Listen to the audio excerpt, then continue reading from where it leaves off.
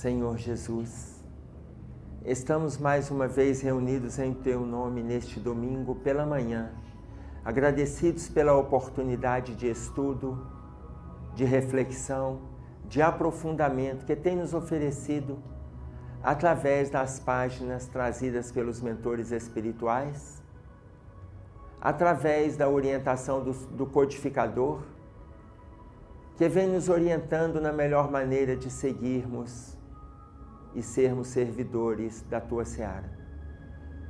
Mas pedimos, Senhor,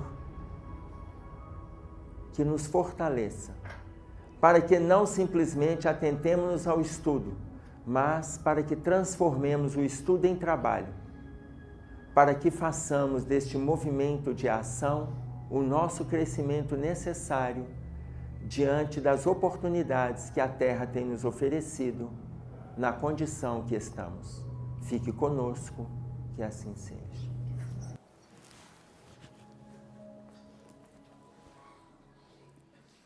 Olha só, nós estamos trabalhando o livro Justiça Divina, capítulo Ante os Mundos Superiores, é o 52, Cássio? Que o meu aqui não é enumerado. Ante os mundos superiores. Ante os mundos superiores. Vocês acham que a gente está a caminho? Vocês acham que a Terra já é um mundo superior? Vocês acham que a gente está a caminho? Estamos? Vocês estão convictos? Só tá boa. Eu estou joia também. Então vocês imaginem. Estamos a caminho. Olha só, eu vou pegar alguns trechos do capítulo, como o nosso capítulo, ele é grande, e o texto que o Emmanuel comenta para a gente, no capítulo 3 do livro Céu e Inferno, se chama O Céu, o item 11, nós vamos comentar várias coisas, tanto daqui quanto daqui, mas não vamos nos prender a todo o texto por causa do nosso tempo. Ele coloca assim: a reencarnação, olha como que Kardec traz, a reencarnação pode dar-se na Terra ou em outros mundos. Olha, a chance de nós sairmos daqui para outro mundo melhor é remota. Olhando bem para a cara de vocês e para mim assim, a chance é remota. Se a gente continuar na Terra, gente, já está assim, de bom tamanho. Tem gente que fala assim: quando eu sair desse planeta, eu não quero voltar para ele nunca mais. Eu falei, só se for para o inferno. Porque não vai para melhor. Olha bem o nosso estado. Para sair daqui para melhor, a chance é mínima. Mínima. A gente já tinha que estar numa posição, e vocês vão ver pela colocação que ele traz aqui. Tá claro? São colocações simples. Aí ele diz assim: em outros planos, onde os corpos menos materiais, quase fluídicos, não mais são sujeitos a moléstias, enfermidades e tampouco às mesmas necessidades. Não. Não sujeitos a moléstias, enfermidades, não sujeitos, o que significa isso? Já não adoece com essa facilidade que a gente adoece. Imaginem vocês qual a facilidade que a gente adoece. Imagine que a pessoa fala alguma coisa da gente, só de falar a gente já se irrita. Irritação é um passo para a aflição, que é um passo para a agressividade, que é um passo para a doença. Irritação. A pessoa falou. Só dela falar para você, a irritação te traz tensão.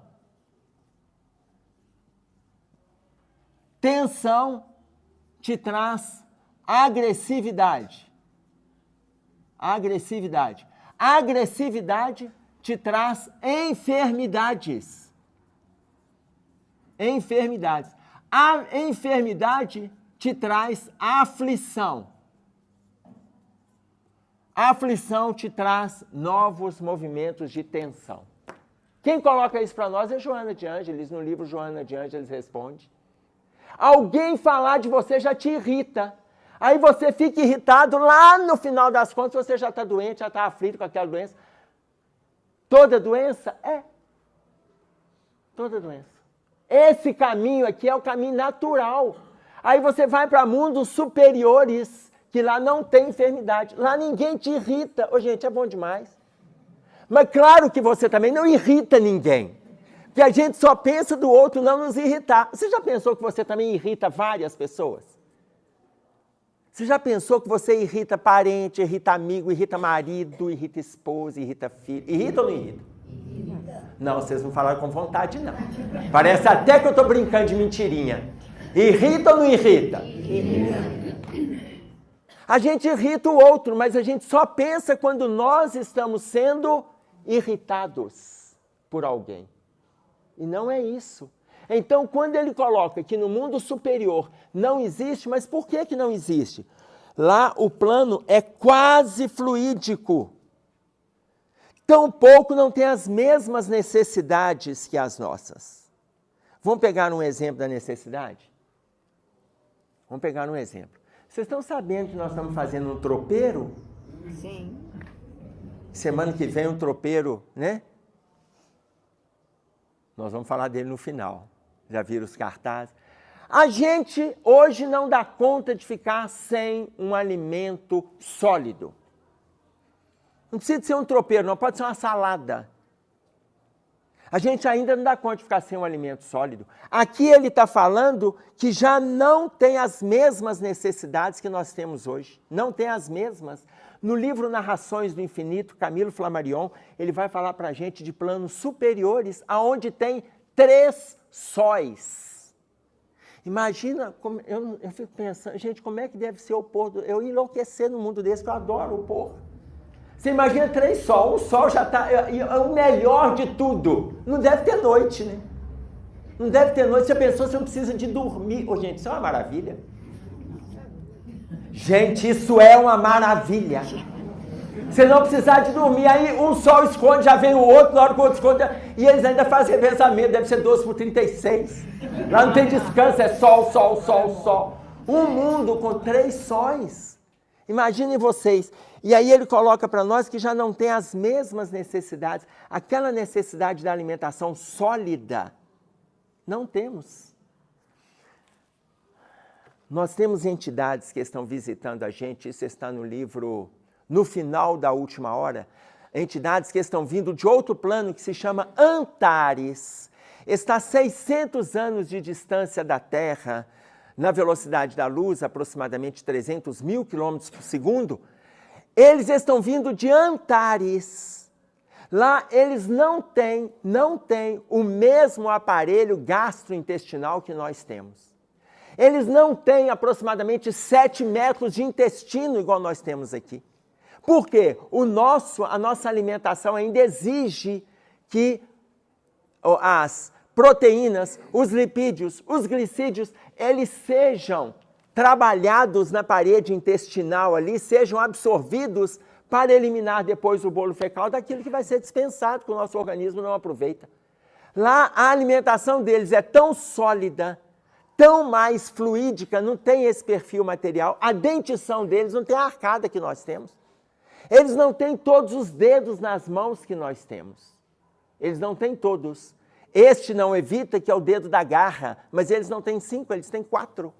E ali no livro, no final da última hora, o espírito de Lúcio explica para nós sobre esse movimento das entidades que estão chegando para ver o ambiente espiritual da Terra, onde muitos deste plano Antares estão se materializando na Terra, estão encarnando na Terra para fazer o movimento de evolução do planeta.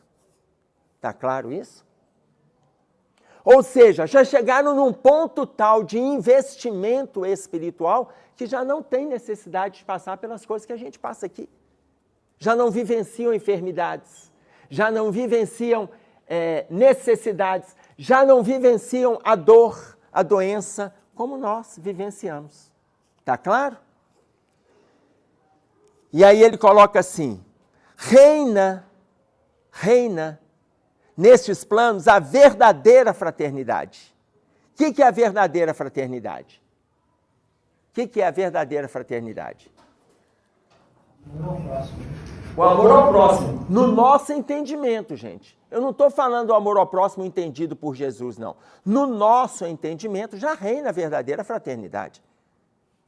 Olha, o que nós entendemos já é movimento de fazermos mudanças, o que nós entendemos.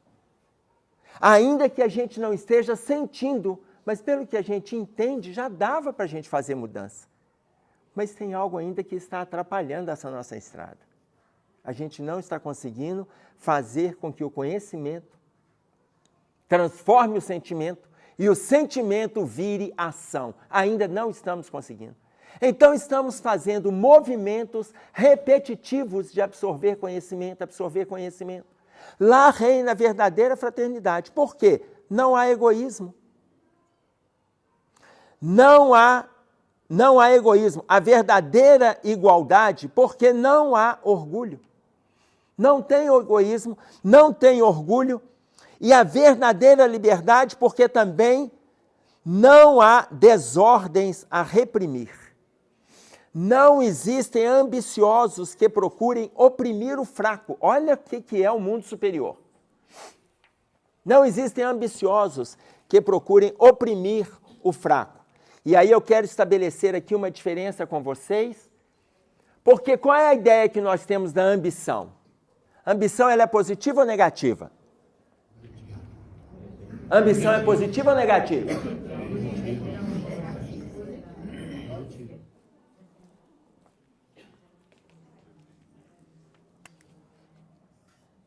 Ambição,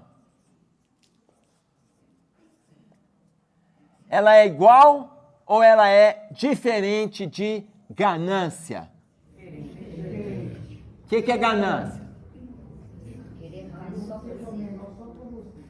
E ambição? Ambição pode ser progresso.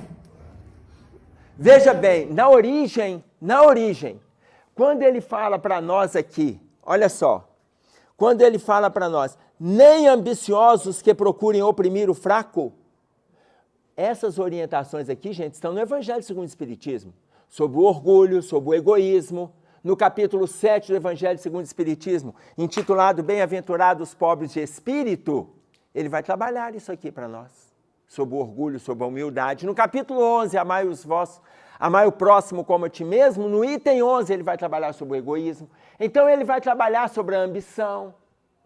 Mas veja, nós temos duas interpretações para a ambição. A ambição não é igual ganância. A ambição é diferente. O ganancioso, ele quer para si. O ambicioso, ele quer para si e para o outro. O ambicioso, ele está fazendo referência aqui da ambição, entendendo como aqueles que procuram oprimir o fraco. Por que ele está colocando dessa forma? Por que ele está colocando dessa forma? Porque na tradução latina, a ambição, ela se confunde com a ganância.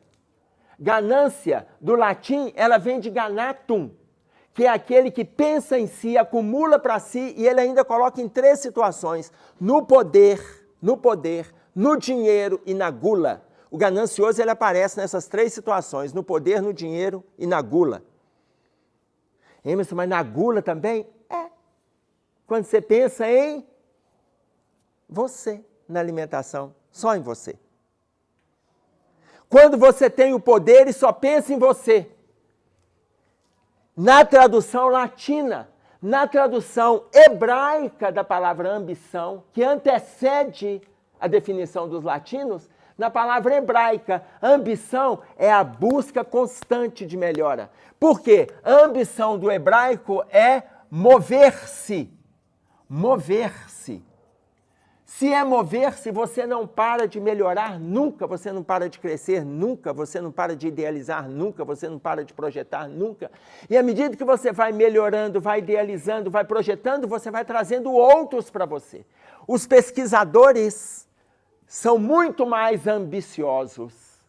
Os pesquisadores. Os cientistas são ambiciosos. Existem governantes ambiciosos, graças a Deus, eles querem o melhor para a nação, porque é o melhor para o povo. Mas existem inenarráveis pessoas que são gananciosas. Eles pensam neles. Quanto mais tem, mais querem ter. Quanto mais tem, mais querem ter. E ainda justificam, porque o ganancioso ainda justifica. Ele não ajuda os outros e fala assim, eu estou pensando na minha aposentadoria. Ele não ajuda e está pensando na aposentadoria. Ele não ajuda, gente, só que ele esqueceu, ele não vai aposentar, não. Ele vai morrer no último dia de trabalho. Ele esqueceu desse detalhe, mas isso é só um detalhe, né? É só um detalhe. Aí ele acumulou tanto pensando nele e ele não vai desfrutar. Lembram da orientação de Jesus? Lembram? Quando ele fala daquela pessoa que acumula em celeiros, o que ele diz para nós? O que ele diz? Na hora que a pessoa acumula sementes nos celeiros, ele acumula e no final ele diz o quê? Fala para a alma dele, pode descansar, pode desfrutar. Lembram disso? E aí vem a espiritualidade e coloca, tolo que és, esta noite mesmo roubar-lhe-ão a alma. Roubar-lhe-ão. Na hora que ele terminou tudo no movimento de ganância, ele terminou tudo, agora ele vai desencarnar. Ou seja, qual que é a proposta que a espiritualidade traz para nós? Que sejamos, então, ambiciosos. Não ambicioso que diminui o outro, ambicioso que constrói com o outro. Está claro isso? Mover-se. Que a gente saia do movimento da inércia. E aí ele diz para nós assim, comparados à Terra, esses mundos são verdadeiros paraísos, quais pousos ao longo do caminho do progresso conducente ao estado definitivo. Comparado com a Terra, esses mundos superiores, que vocês estão ali também observando nos nossos vídeos, é plenitude o tempo todo. É plenitude o tempo todo, gente. É jardim o tempo todo, é alegria o tempo todo. Não existe apologia à doença, não existe apologia à enfermidade, não existe pensamento negativo. Lembram a frase de Jeremias no capítulo 4, no versículo 14 do Velho Testamento, lá na Bíblia? Quando ele fala assim, até quando hospedarás contigo os teus maus pensamentos? O que ele está propondo? Que nós façamos movimentos diferentes, mudar isso aqui. Até quando a gente vai hospedar isso conosco? Até quando? Se nós estamos almejando, porque a Terra ainda é esse plano de provas e expiações. Queira Deus que a gente continue na Terra, mas para atender Deus o nosso pedido, é importante que a gente faça por merecer. Faça por merecer. Por quê? Porque nós temos que ficar atentos o que a gente vai levar daqui. O que a gente está fazendo aqui? Vamos pegar um exemplo? Aparício Torelli, ele se deu um título que se chama Barão de Itararé. Ele deu o título, Barão de Itararé, em ironia à batalha que não aconteceu, porque não existiu o Barão de Itararé. Ele falou que ele ia dar o título para ele de Barão de Itararé, porque o Brasil já tinha muito conde. E ele mesmo ia escolher um nome para ele, ele era o Barão de Itararé. Por que a batalha que não aconteceu? Era uma batalha das tropas de Getúlio Vargas com Washington Luiz, que aconteceria entre Paraná e São Paulo. Como essa batalha não aconteceu, e ele nasceu em 1895, desencarna, ele nasceu na cidade de Rio Grande, no Rio Grande do Sul. Desencarna em 1971 no Rio de Janeiro. E ele foi uma das grandes referências do humor político. Ele era jornalista, escritor, foi preso, foi agredido. Vocês já viram, uma curiosidade, vocês já viram determinadas repartições, você entra, você vai na repartição, tem uma placa escrita assim, entre sem bater. Sabe quem, às vezes até você trabalha em algum lugar que já está escrito isso, entre sem bater. Quem inventou isso foi Aparício Torelli, ou o Barão de Itararé. Ele deu o título de Barão de Itararé. Por que ele colocou entre sem bater? Ele montou um jornal com o sócio dele que se chama Jornal do Povo. Esse jornal ficou no ar 10 dias. Aí, como ele fazia muito humor, ele fez o humor político de um determinado almirante. Esse almirante, alguns oficiais vieram e o agrediram. E aí, ele, depois que ele se recuperou, porque ele era irônico até quando ele era agredido. A partir daí, ele colocou no escritório dele, entre sem bater. Daí surgiu, que você vai em alguma repartição, está lá, entre sem bater, foi Aparício Torelli. Então, se vocês não sabiam a origem, já estão sabendo. Barão de Itararé. Mas ele tem uma colocação que é muito interessante, quando ele diz para nós assim,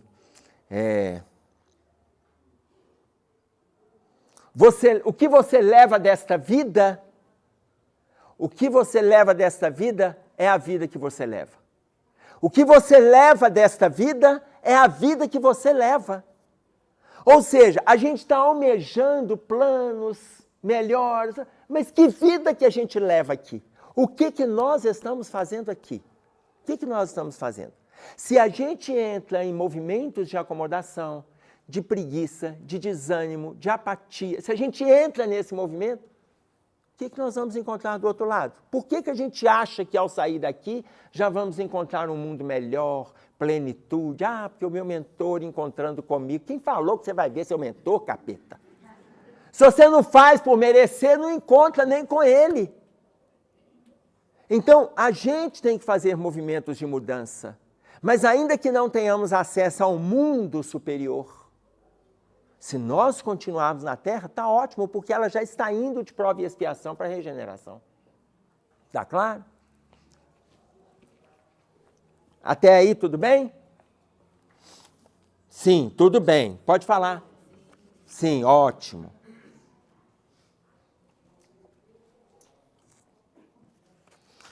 Aí ele coloca para nós assim. Assim é que o espírito progredindo gradualmente, à medida que se desenvolve, chega ao apogeu da felicidade. Fazer o nosso progresso, a gente chega no apogeu da felicidade. Vamos fazer um movimento. Não precisamos de alçar grandes voos, gente. Não precisamos disso, não. Primeiro passo, segundo passo, terceiro passo. Nós temos aqui um dos prédios, um dos prédios, dos conjuntos mais altos de Belo Horizonte, que é o JK. Para chegar naquela monstruosidade, precisou do primeiro tijolo. Você imagina, tijolo a tijolo. É para a gente caminhar, é o passo a passo. Então, quando ele coloca, a criança também frui os prazeres da infância, mais tarde os da mocidade e, finalmente, os mais sólidos da madureza. Se nós colocamos a importância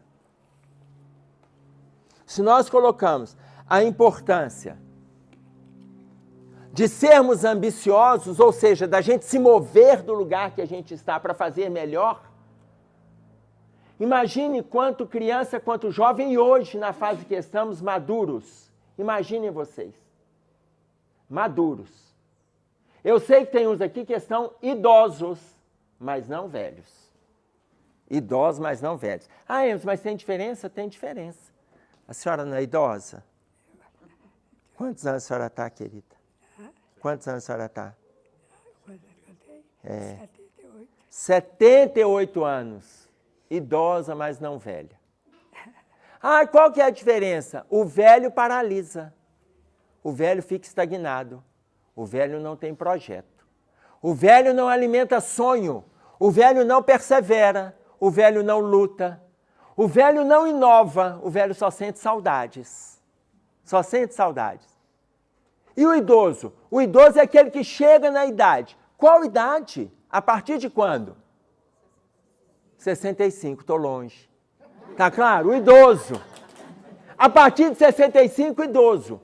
Mas o idoso que tem projeto, o idoso que tem sonho, o idoso que idealiza, o idoso que ele quer construir. Por quê? Porque para ele não faz a diferença a idade. Pode fazer na estrutura física. Se antes ele pulava de asa delta com 23, ele não vai pular com 68, com 75. Ele não vai, mas ele continua tendo projetos, ele é idoso. Ah, mas então existe uma diferença? Existe. Vocês lembram da vitrola? Lembram da vitrola? Radinho de pilha? Lembram? Lembra o telefone de manivela? Ok, lembra o disco? Lembra de discar? Lembram? Lembra do cadeadinho no telefone? Ok. Veja bem, são aparelhos velhos. Por nós lembrarmos, não significa que também estamos velhos. Por quê? Porque o velho é aquele que fica lá. Ele não usa outro telefone, ele só usa aquele de manivela. Se não tiver o de manivela, ele não telefona para ninguém. Tá velho. Aqui só 60, tá? Idoso. 60? Idoso? Pois é, estou entrando. Então veja bem, você imagina, trazendo ainda essa mesma referência, imagine um som da forma que ele está para nós. Ah, não, mas eu só uso se for vitrola, está velho. Você lembra da máquina da datilografia? Lembra da máquina de escrever? Lembra da máquina de escrever?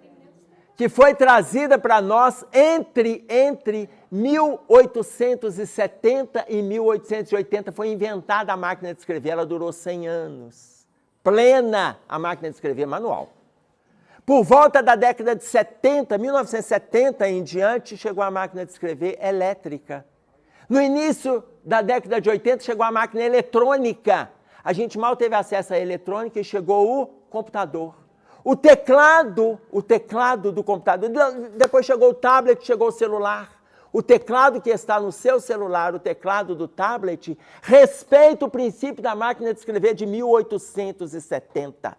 É o mesmo teclado. Os jovens não sabem por que aquela letra foi colocada ali. Por que naquela posição?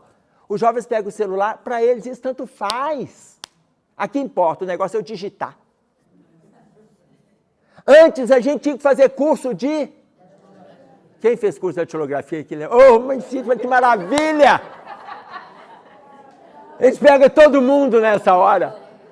A gente tinha que... E ainda tinha prova para entrar no banco para trabalhar. Você tinha que fazer no mínimo 150 toques, 180 toques. Tinha gente que era rápido. Meu pai ganhou concurso de toques de datilografia na antiga escola de datilografia Pio XII.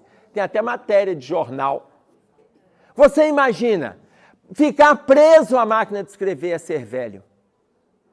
Mas a gente acompanhar a atualização é ser idoso. É saber que essas coisas alicerçaram o nosso passado, mas a gente não está preso nele. Não está preso nele.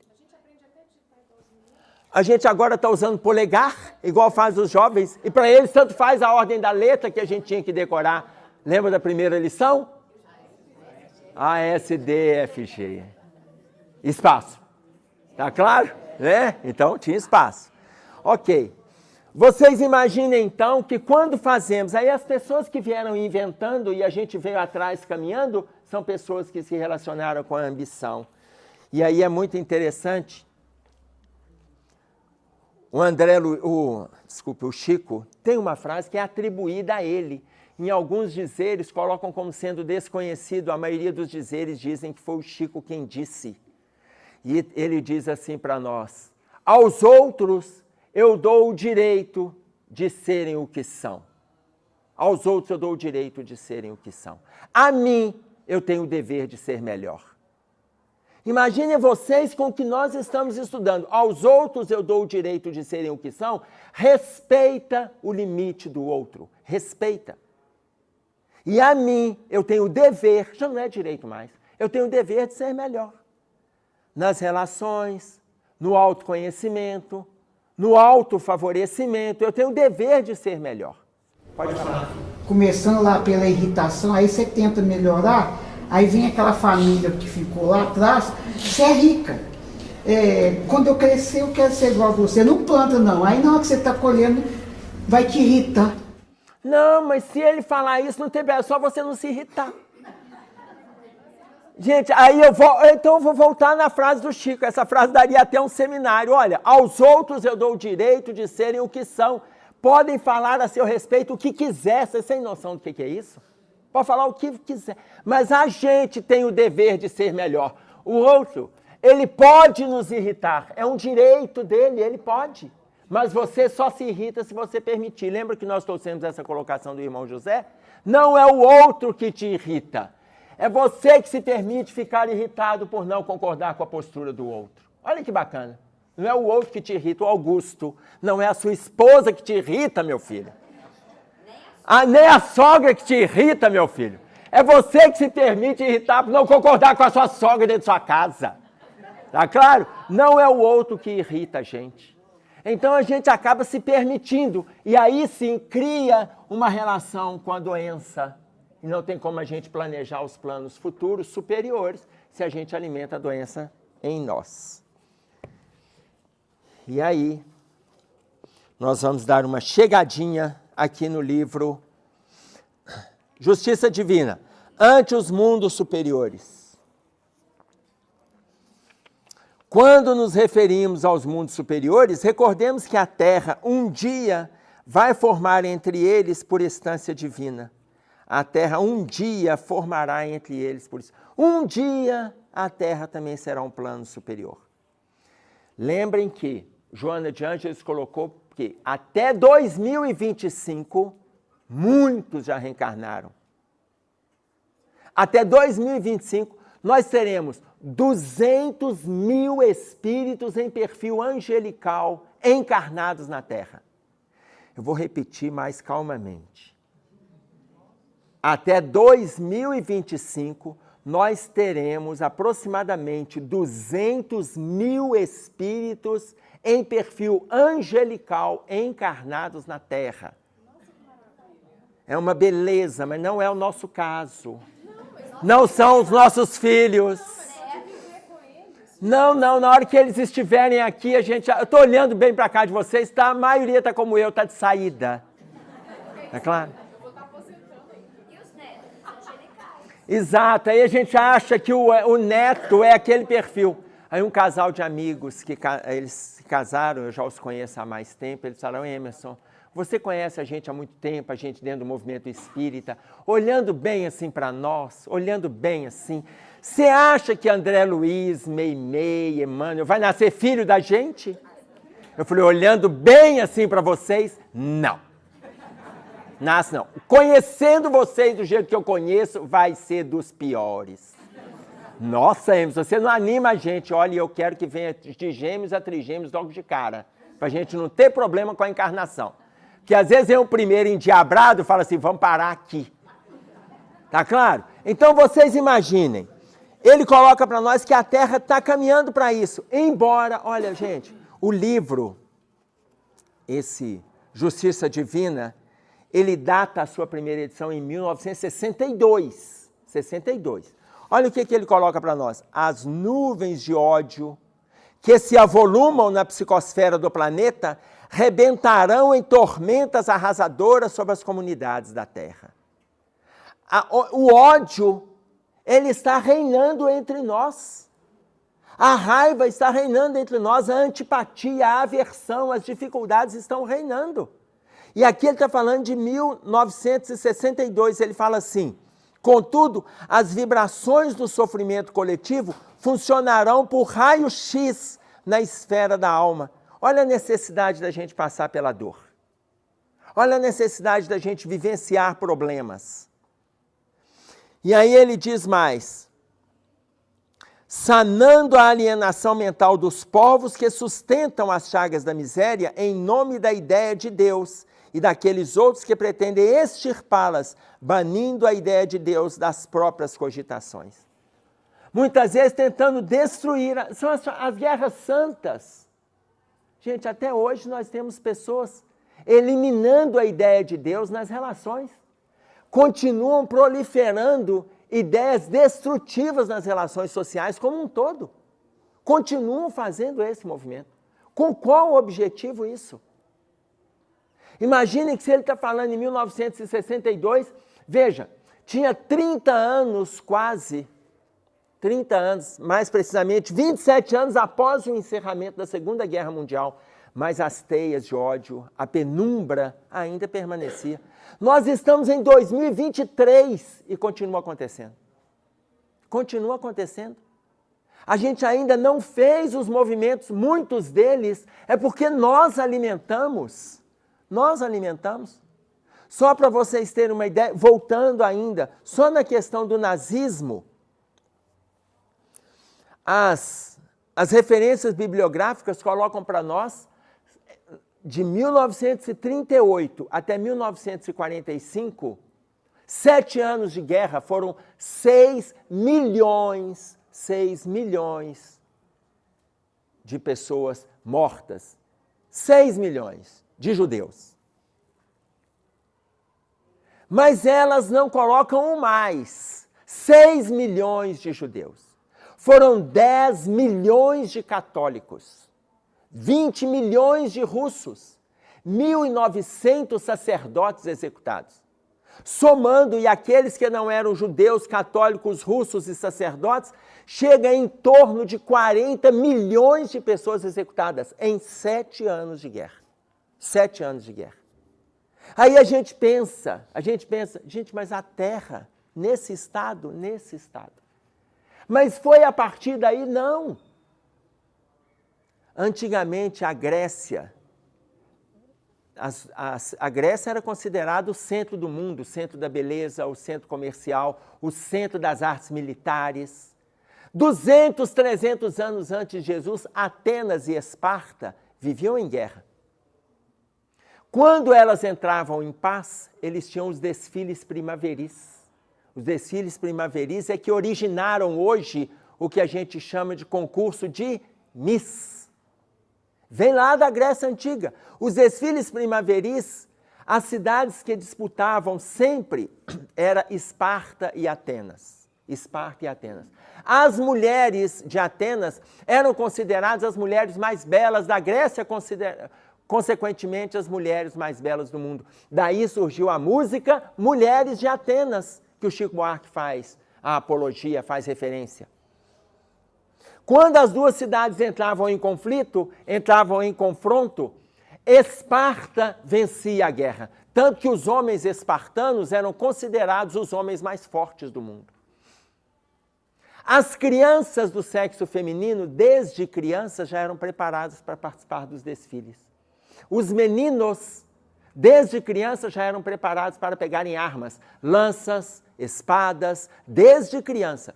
As crianças que nascessem com deficiência física não esperavam crescer. Elas eram lançadas desde tenra idade nos bueiros da cidade para que os ratos consumissem com as bênçãos de seus corpos. Eu estou fazendo referência a 200, 300 anos antes de Jesus. Quando a gente chega nas atrocidades do nazismo, em outra proporção, é o mesmo perfil de atrocidade, gente. A humanidade está envolvida com esses perfis há séculos. A gente está envolvido com isso. Entre 2 a 3 milênios, nós estamos envolvidos com isso. Por isso é que as mensagens que vão chegando, quando a gente faz referência à própria Bíblia, quando traz para nós em Levítico, no capítulo 19, Moisés, no versículo 18, quando ele fala para nós, amarás o teu próximo como a ti mesmo, amarás. Ele, Moisés, já está falando de amor ao próximo, imaginem vocês, quase 2000 anos antes dos conflitos de Esparta e de Atenas, e já acontecia. E até hoje a gente não aprendeu o novo. Aí o Emmanuel continua. O Emerson, desculpa. Tem estamos em 2023, na Etiópia, a prisão sem muro. É uma etnia, não pode sair do lugar. Mas se sair, eles matam ou é preso. Sim. Pensa bem, uma prisão sem muro. Os caras olham assim, você não pode ir até ali, ó. Como se fosse do portão para fora do La França, você não pode. Sim, mas você está dando exemplo da Etiópia. Essa semana nós vimos uma matéria falando da Coreia do Norte, que em função da pandemia eles fecharam o país. Os diplomatas saíram, quem está no país continua. Suspenderam importação e exportação. As pessoas estão morrendo de fome. Nenhum país vive sozinho, gente. Ninguém vive sozinho. Mas a ditadura lá chegou a tal ponto, a agressividade chegou a tal ponto, que se alguém ultrapassar a fronteira, tentar, pode atirar para matar. Os militares podem atirar para matar. E a Coreia do Norte está nesse estado. Nós não temos informações dos excessos que estão acontecendo lá dentro.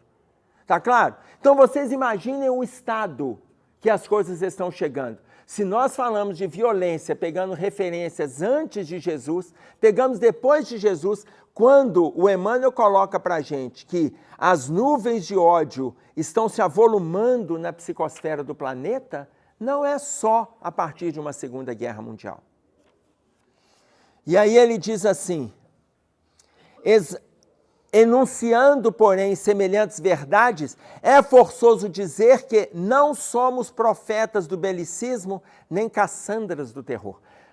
Quando ele traz essas informações, não é profeta do belicismo, ou seja, de estimular a armamentação, de estimular o armamentismo, de estimular a proliferação de agressividade. Não é isso, não. E nem Cassandras do terror. Cassandra foi uma profetisa. Vocês lembram do filme Troia? Assistiram Troia? Assistiram ou não? Sim. Levanta a mão para mim. Parabéns, ótimo. Quem não assistiu, não perca. Por enquanto está atual. Mas lá vocês vão ver a Cassandra era irmã de Heitor, que luta, né, no filme, em função de defesa do irmão dele. Na realidade, Cassandra teve 17 irmãos, mas Cassandra é raptada por Agamenon. E quando ela é raptada por Agamenon, ela tinha o dom de profetizar. Como ela tinha o dom de profetizar, ela profetizava os desastres. Quando Emmanuel traz para nós aqui, enunciando, porém, semelhantes verdades, é forçoso dizer que não somos profetas do belicismo, nem Cassandras do terror. Porque Cassandra, ela fazia previsão das desgraças sociais, militares que estavam para acontecer, ela fazia as previsões. Tanto que depois o próprio Agamenon manda matar. Mas ele é que sequestrou a bichinha. Tá claro? A garota, você imagina, ela é uma das 17, o que vai gerando mais briga ainda. Além daquelas que Heitor já promoveu com o Aquiles. Lembraram? Vocês estão muito ruins de cabeça. Examinamos simplesmente o quadro escuro que as nações poderosas organizaram e que lhes atormenta hoje os gabinetes de governança. Ainda mesmo quando se esforçam por disfarçá-lo nos banquetes políticos e nos votos de paz. Os gabinetes de governança estão acontecendo vários conchavos agressivos, vários. E as apostas que aquilo que vai dar errado. Gente, se nós fazemos isso enquanto populaço, a gente faz isso. Por que a gente está apostando no definhar de uma nação? Por que a gente aposta nos insucessos? Será que a gente não entende que o bem-estar de um é o bem-estar para todos? Será que aqueles governos, aquelas pessoas que estão envolvidas, porque não significa que todo político, não significa que todo seja desonesto, que todos sejam desleais, não significa que todos sejam gananciosos, não significa. Por que aqueles que estão abraçando movimentos ambiciosos, para o crescimento de todos, a gente os coloca como gananciosos? E a gente assume tanto pessimismo que a gente fala assim, não, ele está falando isso agora, você vai ver o que vai acontecer. A gente aposta na desgraça. Então, quando não acontece, a gente fala assim, espera que vai chegar. Espera. A gente está o tempo todo apostando no insucesso. O tempo todo. Imaginem, como que nós podemos almejar um mundo superior se a gente se tensiona, a gente se agride, eu já não estou colocando agressão aos outros, a gente se agride com pensamentos pessimistas, com ideias destrutivas, com relações agressivas, a gente já faz isso conosco. Aí depois a gente adoece. Quando a gente adoece, a gente fala o quê? Eu não sei porque que eu estou passando mal desse jeito. Se avalia, criatura. Você vai saber, se avalia. Mas avalia sem reserva. Não é se defendendo, se justificando, não. Avalia sem reserva. Tá claro?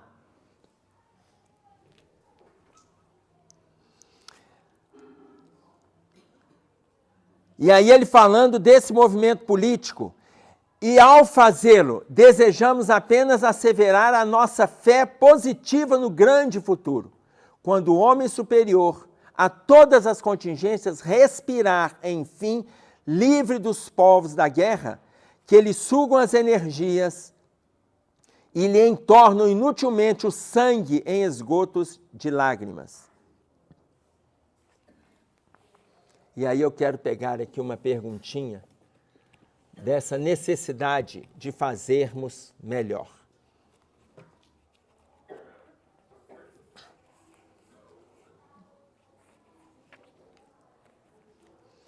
Vocês acham que esse movimento da gente estudar, aprofundar, isso tem valor? Tem valor? Vocês estão em dúvida? Não? Se a vida corpórea, pergunta 898 de O Livro dos Espíritos, se a vida corpórea apenas, sendo a vida corpórea apenas uma estadia temporária neste mundo, que é temporário esse movimento nosso aqui, concordam? Sendo a vida corpórea apenas uma estadia temporária neste mundo e devendo o futuro constituir objeto da nossa principal preocupação, que a gente está estudando hoje, almejando o amanhã, o futuro, será útil que a gente se esforce por adquirir conhecimentos científicos que só digam respeito às coisas e às necessidades materiais? É útil que a gente se esforce por continuar estudando? É útil que a gente se esforce pela melhoria material das coisas? É útil. Então é importante que a gente estude. Estou achando que vocês estão em dúvida. Eu não sei se é porque todo mundo parou de estudar e agora está assim, e agora, José? Quer dizer, e agora, Emerson? Pode falar. O ideal, o correto seria trabalhar mais o lado espiritual e não material. O ideal mais o espiritual. O material pode caminhar junto? Pode, desde que a pessoa envolvida com esse movimento, ela faça um movimento ambicioso de crescer e trazer outros para o crescimento. Exatamente, trazer outros. Porque se ela fizer esse movimento aqui, é saudável. Então, será útil que nos esforcemos por adquirir conhecimentos científicos que só digam respeito às coisas e às necessidades materiais? Sem sombra de dúvida. Claro que é útil. Só que, para ser útil, nós temos que ficar atentos a fazer o melhor que a gente puder. Para ser útil, a gente tem que se preocupar com o melhor. Porque aí vai ser útil para mim e vai ser útil para o entorno. Agora, se nós não nos atentarmos para fazer o entorno, se não nos atentarmos, a gente passa a ter problema nas nossas relações com o outro, mas principalmente com a nossa. Porque se você não preocupa com o outro, você agride a si mesmo nos movimentos de ganância. Tá claro? Até aí, ficou dúvida? Ficou dúvida? Então é útil que a gente estude. É útil que a gente estude. Quando a gente fala de ser útil, claro que tem coisas que você hoje precisa estudar que você não vai utilizar. Você não vai utilizar. Ok? A não ser quando você está envolvido com a mesma área. Tá certo? Então vamos fazer uma pequena reflexão só para vocês entenderem. Só para vocês entenderem como que funciona a importância do estudo, mas o que é mais ainda importante. Vocês vão fechar os olhos, vocês vão lembrar disso, algumas pessoas, a gente já fez essa reflexão. 15 segundos vocês vão fechar os olhos e vão lembrar do momento acadêmico de vocês. 15 segundos é o tempo só para fechar os olhos e abrir, tá, gente? Não dá tempo de dormir, não. 15 segundos, ok? Podem fechar os olhos. Lembrem de um momento acadêmico, numa escola, pode ser no ensino fundamental, no ensino médio, no superior. Lembre de alguma coisa que você viveu. 15 segundos.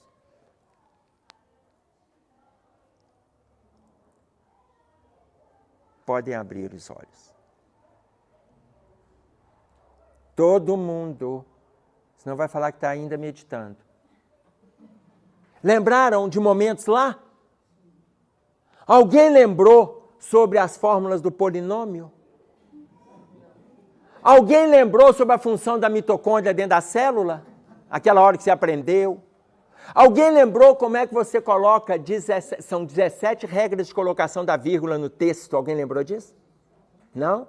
Ninguém lembrou como é que aprendeu isso. Mas eu sei o que vocês pensaram. Qual pessoa que marcou? Qual pessoa que foi chata? Quem que você tem contato até hoje? Quem que você tem saudade? A gente lembra de relações. Da professora que marcou. Seja por chamar a atenção, seja pelos beliscões, porque nós somos da época de beliscão. Alguém aqui tomou beliscão? Levanta a mão para mim. Você tomou? Eu também, filha. Santo a gente não era, né? Eu tô vendo assim a sua cara e a minha. Tem muito a ver com santidade, não. Tá claro? Então, a professora fazia isso, mas isso ficou na nossa cabeça. Mas a gente não lembra para que serve o B2 menos 4AC. Você não sabe o que você vai fazer com o logaritmo. Você lembra do logaritmo? Lembra que estudou? Você não sabe o que vai fazer com ele. Nós não sabemos. Quem é da área da matemática, da engenharia, da física, talvez saibam. Não lembra, não. Fez, já esqueceu, coitadinha. Mas lembra das relações, porque as relações ficam. As relações ficam. Ou seja, é importante que a gente estude? É importante que a gente estude. Mas estude com o movimento de estar levando outros, mas que a gente não esqueça das relações. Porque as relações vão nortear a nossa estrada. As relações é que vão nortear. Então é importante que a gente lute, que a gente passe de ano? É importante. É importante. Se eu pegar um exemplo meu, desde a quinta série eu tomei recuperação, né? Na quinta, sexta, sétima, oitava. Não tinha nona, graças a Deus, é um ano a menos sem recuperação. Primeiro, segundo, tomei recuperação. Chegava em tudo. Eu pegava recuperação. Cada ano eu pegava em 2 matérias. Cada ano eu pegava em 2, porque no colégio podia só 2. Se pudesse 3, eu pegava em 3. Porque eu andava no limite. Então você imagina, aí quando chegava setembro eu já vi que eu iria entrar em recuperação, aí eu já esqueci aquelas lá, já estou na recuperação, já tinha ponto para recuperar, então já vai para a recuperação, vou passar no resto, porque 2 é o limite, né? Eu não me lembro de ter tomado recuperação em uma, sempre foi em 2, e onde eu estudei sempre eram 2. Então, quando chegou no 3º ano, foi o único ano da minha vida que eu queria passar direto. Aí eu peguei e passei. Eu comecei estudando, eu não malandrei o ano inteiro. Porque os outros eu malandrava, eu saía da sala, matava aula na quadra, né? Porque matar aula jogando futebol é tudo de bom. Para os homens que jogam futebol, adoram isso. Ainda mais quando você vive a sensação do perigo, saber que você está fazendo escondido em outra turma. Então você imagina, quando no 3º eu falei, não, pelo menos 1 ano na minha vida eu vou passar direto. Pelo menos 1 ano na minha vida. Passei direto. Porque foi o único ano que eu desejei. Quando eu entrei para a universidade, aí eu fazia o que eu queria. Nunca tomei, que não é recuperação, é a chamada prova especial. Mas ali eu já estava fazendo o que eu queria fazer. Então, por enquanto, a gente é obrigado a fazer algumas coisas para chegar naquilo que a gente deseja. Hoje nós estamos num ponto que a gente tem que fazer algumas coisas no período de melhora, de crescimento, de proliferação de ideias. A gente tem que fazer algumas coisas para chegar aonde a gente deseja. Eu estou dando um exemplo de escola, assim é a vida. Então não tem jeito da gente desejar sem a gente lutar. Ah, mas aí eu tenho que... Tem. A vida é assim. E é útil? É útil. É útil. Mas que a gente não esqueça das relações. Porque ante os mundos superiores, nós estamos caminhando. Mas para chegarmos lá, nós temos que enfrentar algumas situações para não nos agredirmos, para não nos afligirmos após o adoecimento. É importante que a gente se cuide, mas não esqueçamos das nossas relações como um todo. Relacionando bem com o outro, você relaciona bem consigo. E aí eu volto à colocação do Chico. Eu dou ao outro o direito de ser do jeito que ele é, mas a mim o dever de ser melhor do que o que eu sou. Atentemo-nos para isso, que aí a gente dá conta de fazer movimentos de melhora. Fazer movimentos de melhora não significa que você tem que ser famoso em lugar nenhum. Existe uma diferença entre ser famoso e ser importante. Existe uma diferença. Qual que é a diferença? Tem muita gente que é famosa e para você não tem importância nenhuma. Mas tem gente que está agora, uma enfermeira que está atendendo lá no hospital. As enfermeiras, funcionários que estão aqui dentro no abrigo, são pessoas extremamente importantes. E a maioria de nós aqui não sabemos nem o nome ou nem conhecemos. E são importantes, mas não são famosas. Então você pega cantor que é famoso e para você não tem a menor importância. Se ele faltar na sua vida naquele momento, não faz a menor diferença. Mas se o seu ginecologista tivesse faltado naquele dia, faria muita diferença. Então, são pessoas que às vezes você não sabe o nome, quem fez o seu parto. Você não sabe o nome. Quem fez o parto da sua mãe para você nascer, nós não sabemos o nome, mas foi pessoa extremamente importante na vida da gente. Passa muita gente na nossa vida que são pessoas importantes, não necessariamente famosas. E a gente precisa lidar com a importância das relações, porque a gente tem muito a oferecer e a gente tem muito para receber. E se nós almejamos um mundo melhor, é importante que nós façamos esse movimento dia a dia. Está claro isso para nós? Nós vamos encerrar. Vamos fazer a nossa prece.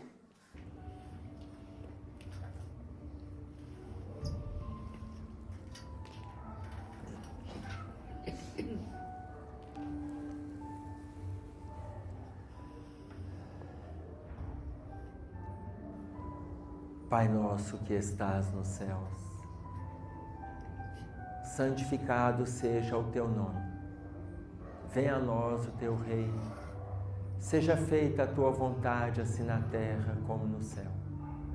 O pão nosso de cada dia nos dai hoje. Perdoai as nossas dívidas, assim como nós perdoamos os nossos devedores. Não nos deixeis cair em tentações, mas livra-nos do mal. Porque teu é o reino, o poder e a glória para todo sempre. Com esta prece, Senhor, estamos encerrando o nosso estudo desta manhã de domingo. Fique conosco, que assim seja.